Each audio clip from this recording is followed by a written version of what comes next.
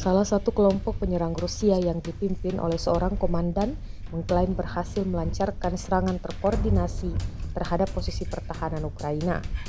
Rekaman momen serangannya diunggah di Telegram pada Rabu 30 April 2025. Komandan penyerang membagi tugas secara sistematis kepada tiap-tiap tautan dalam unit. Salah satu prajurit bergerak secara diam-diam mendekati benteng pertahanan Ukraina, sementara pasukan lainnya secara bersamaan membangun posisi tembak di parit dan berhasil mengambil alih pos dukungan musuh. Setelah posisi dikuasai, granat dilemparkan ke dalam parit yang menjadi target utama, menyebabkan kerusakan signifikan terhadap pertahanan Ukraina dan melemahkan kapasitas tempurnya di sektor tersebut.